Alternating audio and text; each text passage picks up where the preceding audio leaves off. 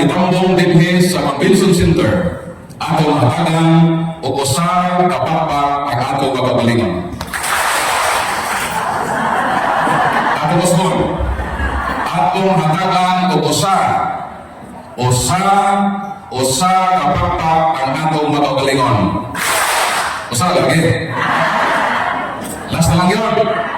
Atong hatagan o usa ka pakpak ang atong kakagalingon.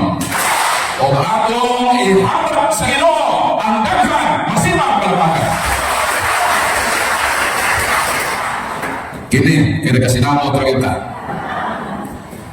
Karon ba ang tibuok kalibutan nga simbahan nag-celebrar sa paghandom sa pagkatao sa simbahan.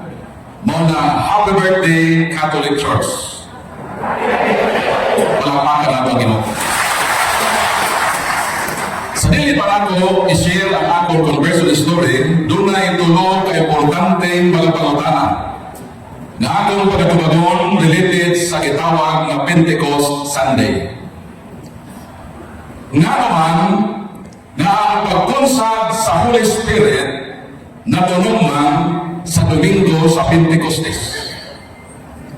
Nga nung kinahanglan man, nga mugonsad ang Espiritu Santo sa dihan na himugso ang simbahan. O ang ikatulo o katapusang pautana, nganong importante man ang presensya sa mahal na Birhen Maria sa pagkunsad sa Espiritu Santo.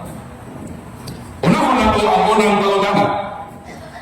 Nganong Pentecostes man ang panahon ng Holy Spirit mugunsad sa simbahan.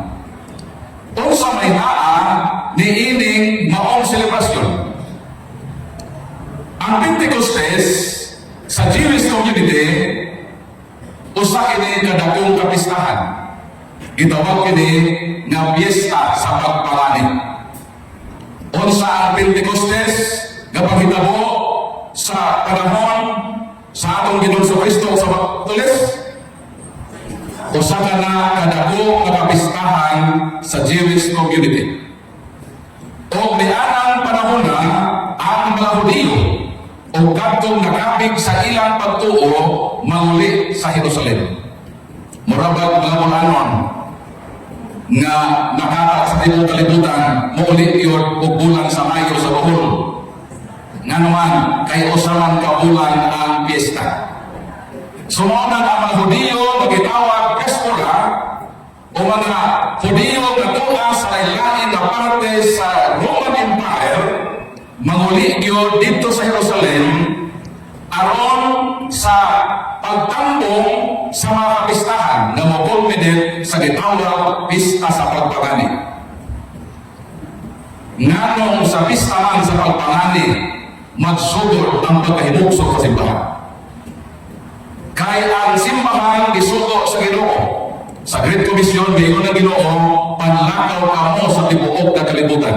Mateo, Kapitulo 22, 19. At ang mayroon ng Ginoo, na sa dili pa kamo manlakaw sa tibuok na kalibutan, hulatan ninyo ang pagkunsa sa Espiritu Santo.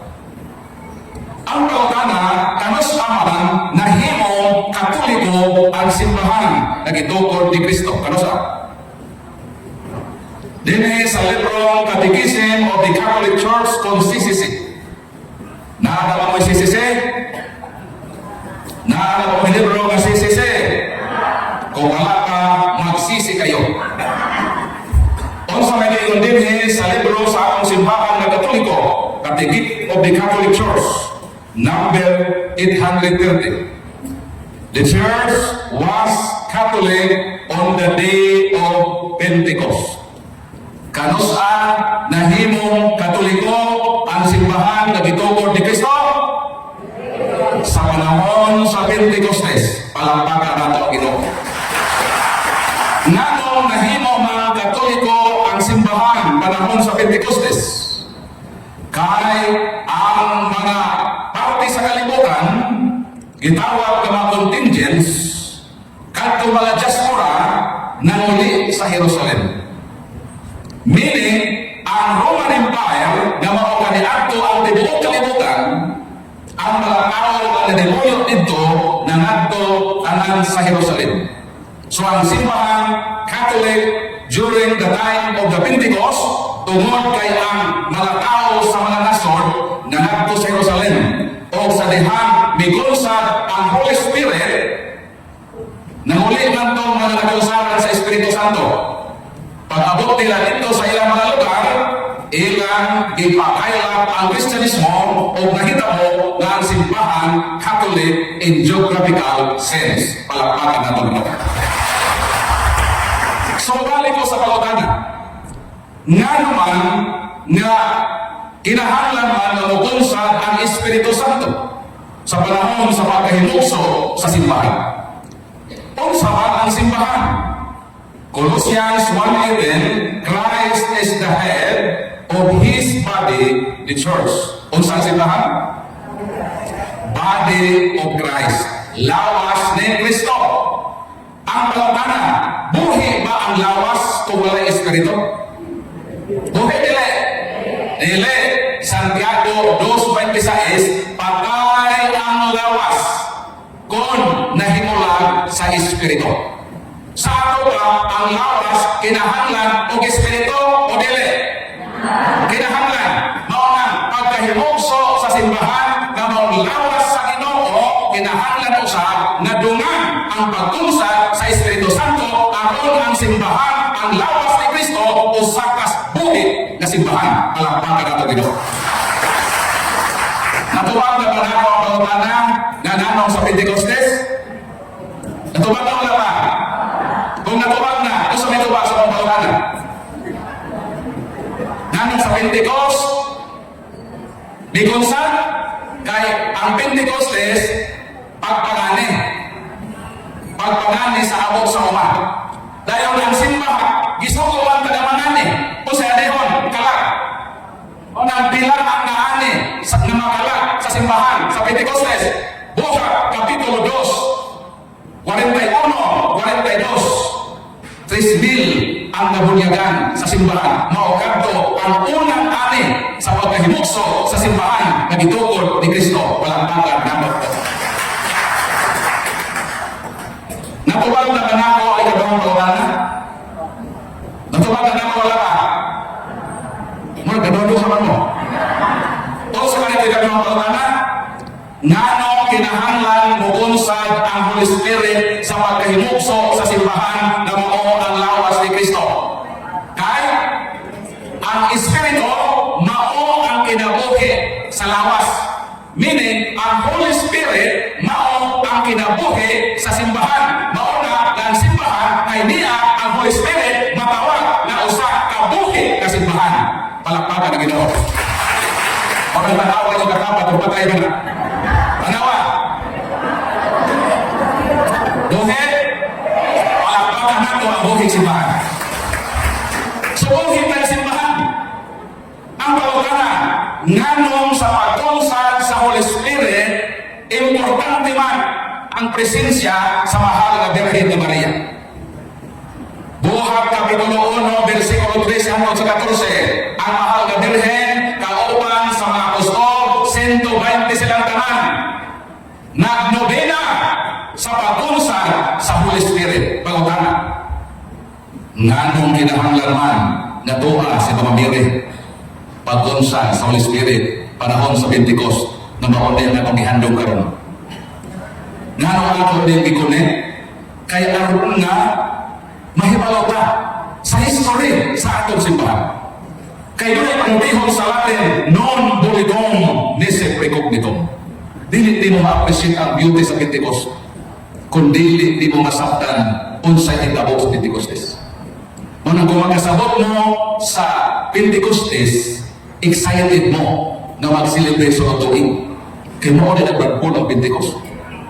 O sa itong last question, nganong importante na tuwa si Mama Mary sa Pentecostes?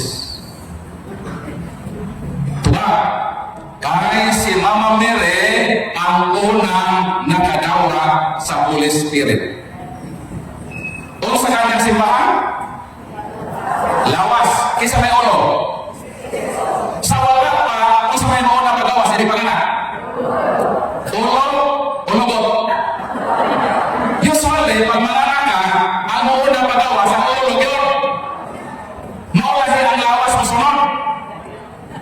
may naghimukso sa ulo. Muna na ay Christmas. Walay Pasko kung wala si Mama Mary. Mga kanang dili mag-celebrate o Pasko, ayaw na magdawat o Christmas bonus. Unang ang bugawas ang ulo. Sakto ko dili.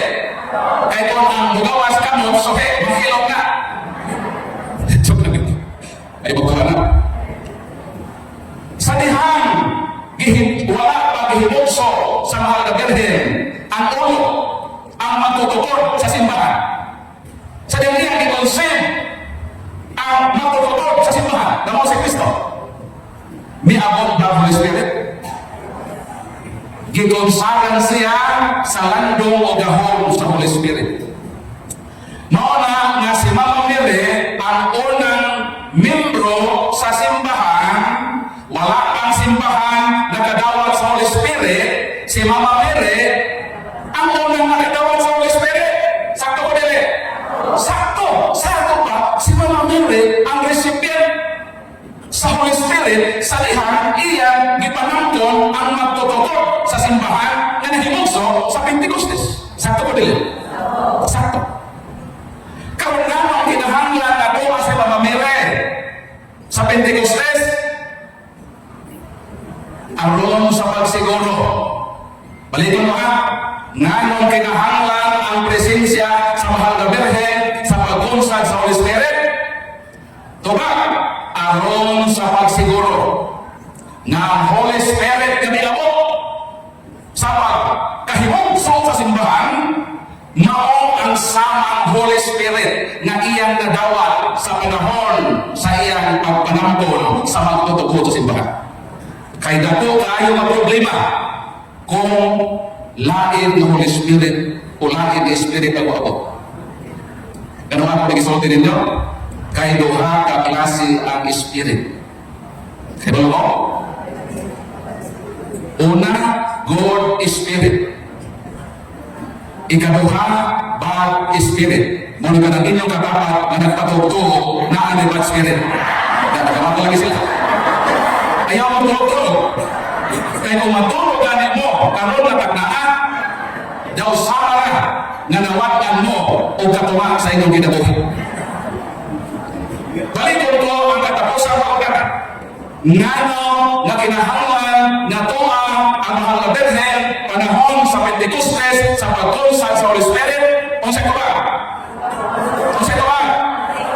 Karon, siguraduhon na ang Holy Spirit na uabot o madawa sa simbahan mao ang samang Holy Spirit na iyang nadawa sa dihang miingon siya fiat mihe segundum verbum tuum. Dito tas kondom ha. Let it be done to me according to thy word. Sa dihang gidawat niya na siya mananggon sa magtutukod ang ulo sa simbahan, ang Holy Spirit na iyang nadawat mao kadto ang authentic na Holy Spirit. Unang kinahanglan tuwa siya dito aron siya ang mag-determine, siya ang mugis kung mao ba ni ang Holy Spirit nga iya nadawat. Salamat sa Ginoo sa presensya ni Mama Mary nga ang Holy Spirit nga nadawat sa lawas ni Kristo nga mao ang kinabuhi sa simbahan, mao ang Holy Spirit nga nadawat sa mahal na Birhen panahon sa Anunsisyon. Palakpakan nato Ginoo. Nakaabot ko ining balay ni Mama Mary dito sa Nazaret. Kanang balay sa mahal na Birhen sa Nazaret, ang nagtarong dito na simbahan ang The Basilica of the Annunciation. Ang simbahan na Katoliko, ang tuwa dito nagbarog sa balay sa mahal na Birhen sa dihang gidawat niya ang Espiritu Santo. Palakpakan natin ito. So klaro na ba? Klaro na kung lubog-lubog pa.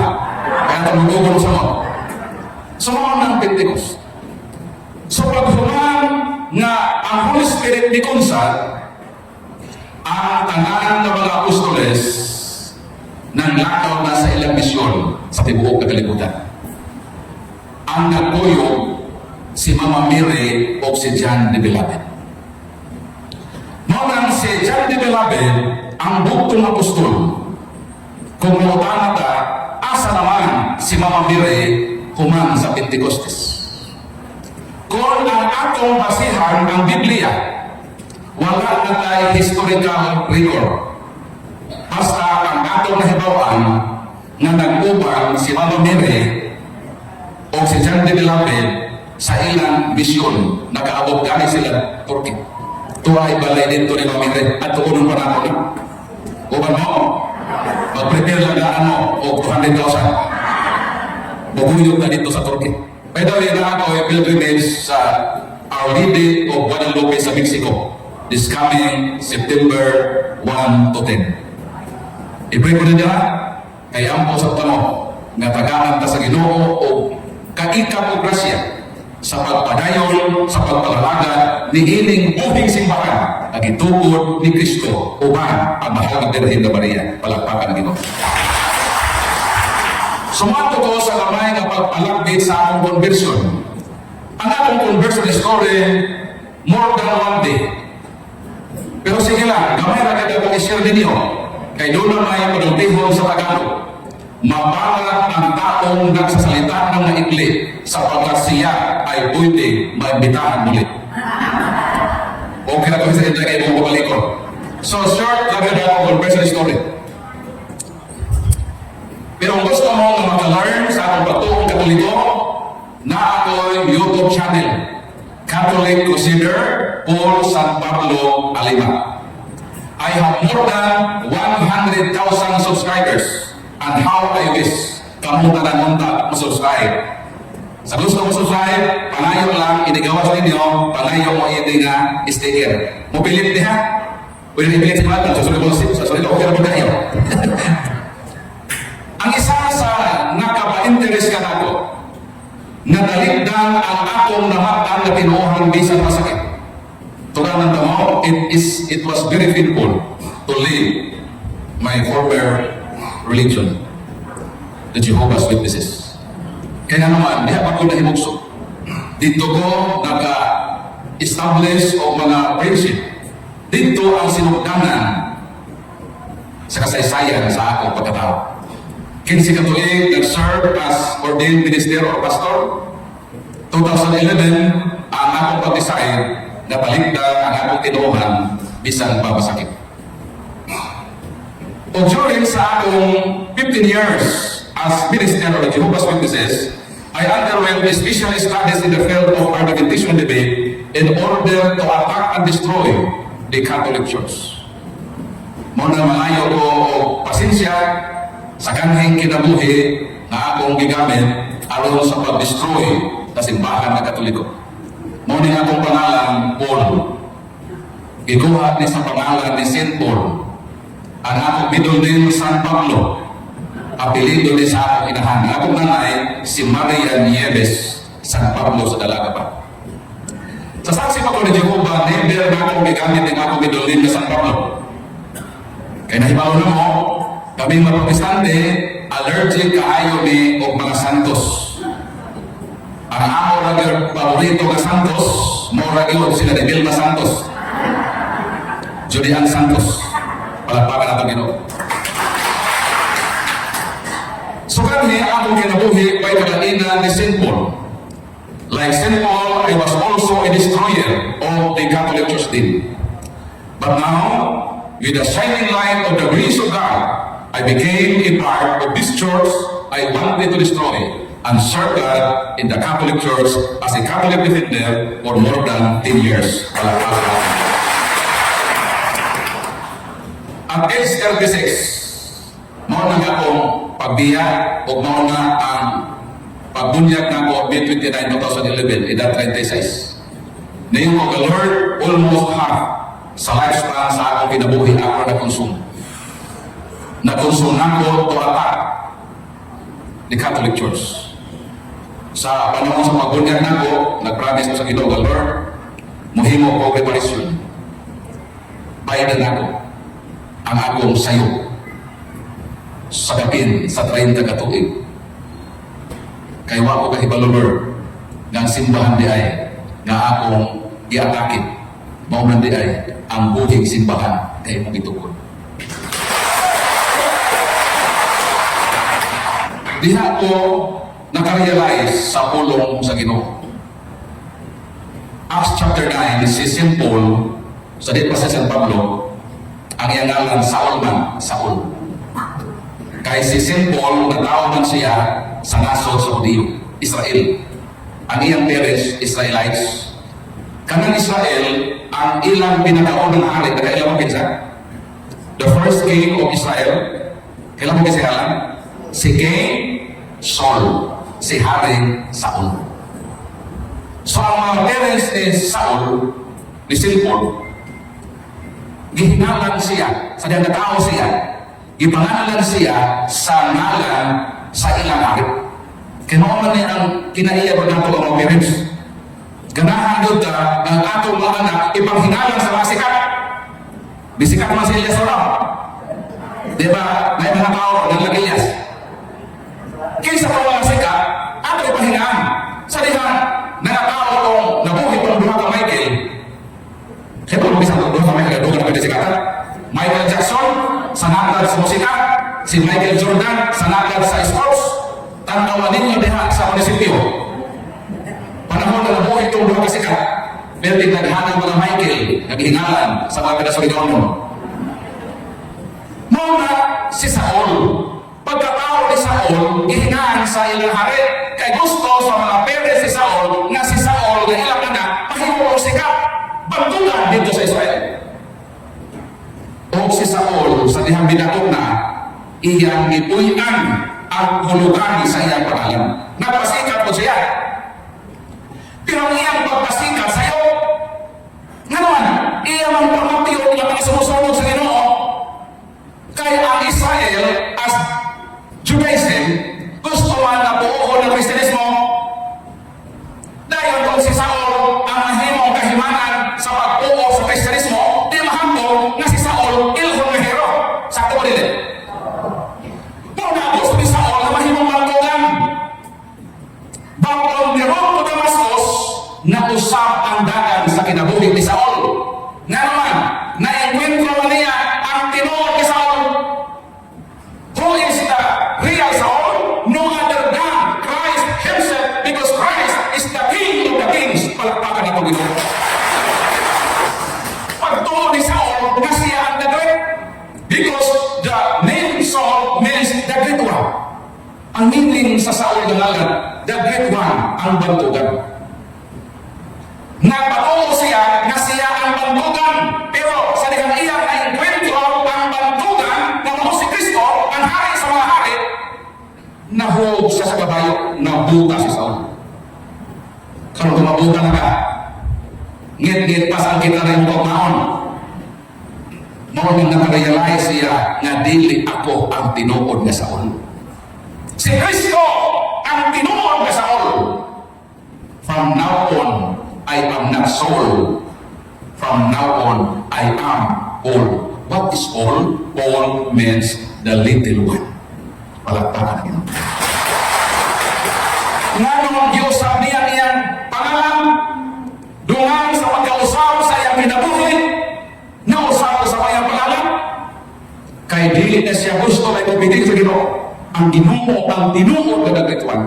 So I am the little one, I am Paul. Mauna nga nabago ang kinabuhi ni San Pablo. Maubod na ang kinabuhi kaniadto nga gusto na akong kaputon. Mahimo, gusto ko mahimong bantugan.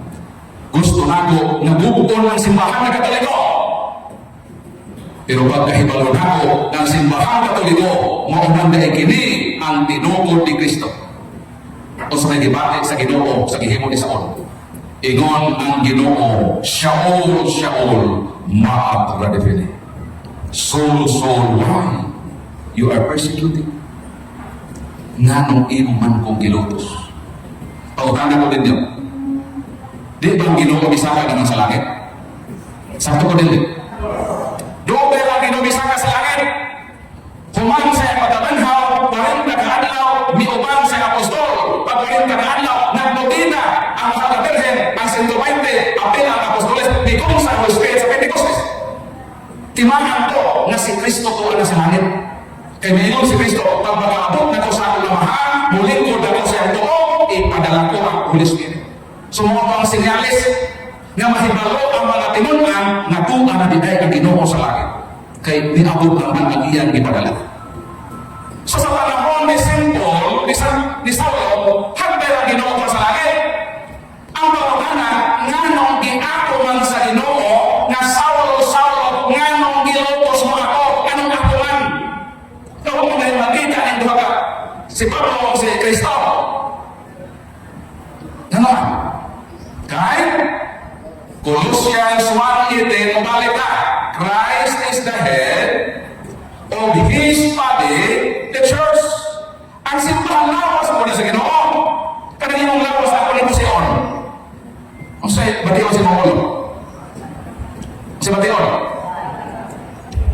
Kung sumbaon ng imong lawas, apektado ba ang ulo? Yes or no?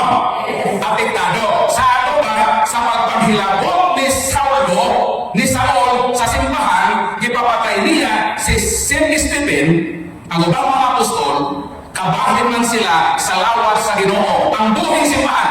Buhing man yung simbahan, di man patay. Kaya kung patay, di na ubatid. Sakto ko dili. Kanang nasa lawon. Ubatid pa, nagkasakit din na. Di na kapatay mo na. Pero ang gitungkol sa Ginoo ay buhay na simbahan, si Bisan Kinsa na mahilabot sa Katoliko, kapya na, pinahilabot sa Ginoo. Maunang kuyaw ng ihimo sa Manila Katoliko. Ang ilang pagpanghilabot sa simbahan, kung dili sila mahibalo ng ilang ihilabtan, maunang mismo ang buhay simbahan, ang lawas ni Kristo, mubatig kasakit si Kristo, maunang apektado ang Ginoo sa bisan unsa mahibalo sa iyang simbahan. Muna kung magbinuogan ka, malipay ang ulo. Pero magbalahubog na ka, maglingog-lingog si Kristo na unsa na yung lawas na naghubog-hubog naman. Ang pananato naghihimo na maayo, apektado ang Ginoo.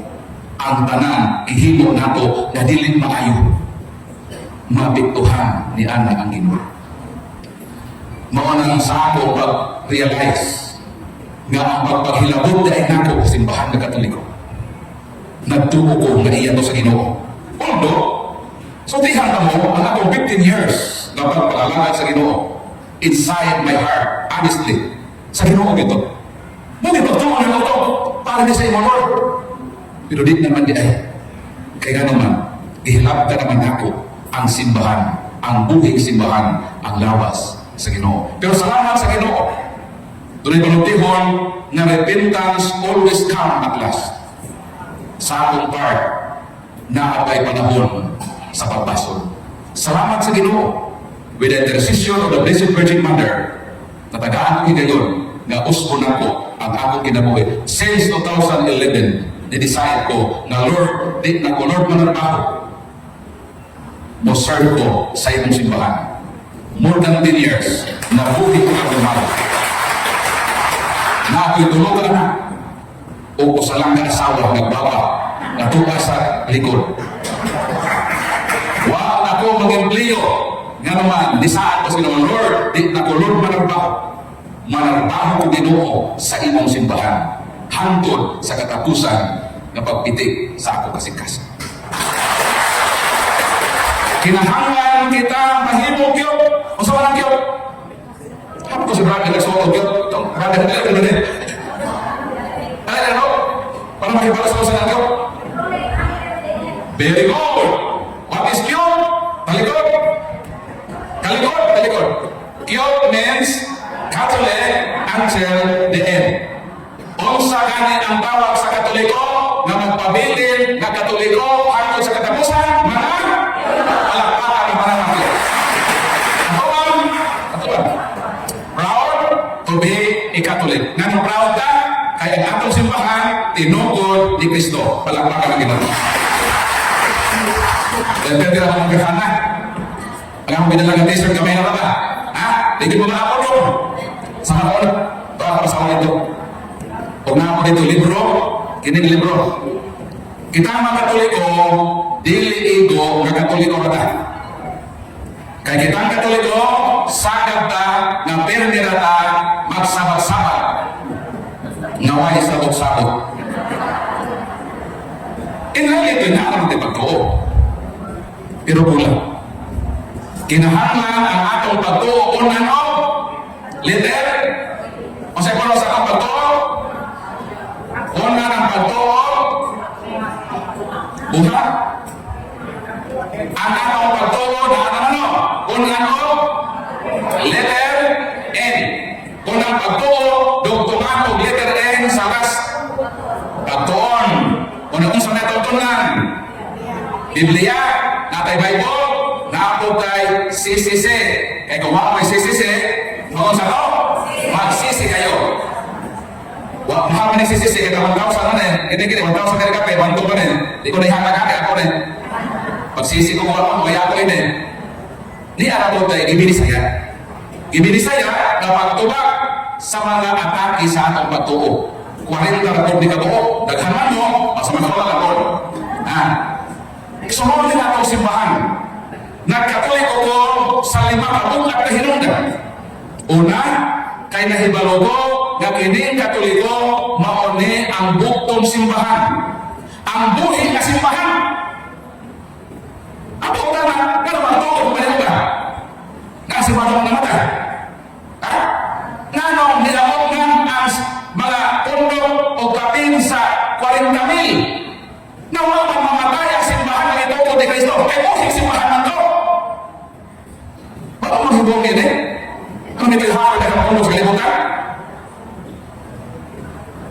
Ang simbahan, buhing simbahan.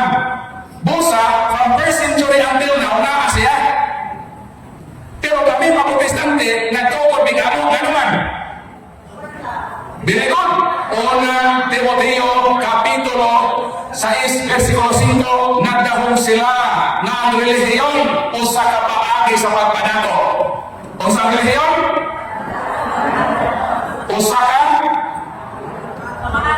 O sa kapaagi sa pagpanato. Gusto mo manato? Matukot ang relihiyon. Ikaw sa sarang Montessori. Maunahin ang nan nga nung daghan ganahan nga magtukod o relihiyon na ang itukod sa Ginoo wala man mamatay. Buhi simbahan man. Kaya naman Holy Spirit, wala man ang Holy Spirit. So nagpabilin na ang simbahan, ang lawas si Kristo, buhi ang pagkaroon. Ano magtukod na sila ila? Kay ang relihiyon o sadi ay kapaagi sa pagpanato.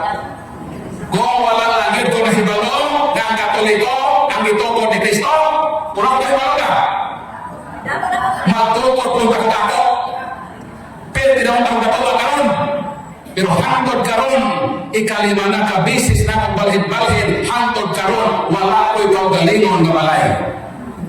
Na ako'y balay sa Surigao, Del Sur, na igupod sa may dinig. Kung saan naman eh. Di amo na lang ang buhol, ikalima na kong balhin-balhin, hangtod karon, wala pagod ko'y balay. Kung nakaingon ko, palang ko magkatoliko, nagtukod ko ako, mansyon na karon ang balay nila. Kung naman, naakoy kapasiti na magtukod o relihiyon. Sayon na kaayo, magtukod o relihiyon. Pero manang di yun na ako na pwede himuon, kaya nahibalo na ako sa kamaturan na nagtukod na si Kristo. Bahala, ingana akong kinabuhi na kabarong, o manamit, maayo ini ba? Pero panibalay, pero sige nila. At least, di ako sa simbahan, ang itungkol ni Kristo, bahala o kabus sa pinansyal, ang pandatong man diha sa pagtuo. Salamat sa Ginoo. Kasi mga malagpagpol, kung magtuo ka sa pagtukuran din mo, magbalik kayo sa akin ba? Di ba matana? Di ba mabalik ako tutukanan? Basin, mga utana ng Brad Paul, pagpadalitan ba? Nagtukod ba ganito sa may mga gusto tukuron? Magtukod ang bako o Sureball Church. Kasi tukuron ako? Sureball Church. Siya ko kayo magpamimulog kasi nagkawin ng Sureball na kami. So, kita tinola, wa nasa ako muna ni sa ako kasing-kasing nga magtukod nga naman nagtukod ng Ginoo.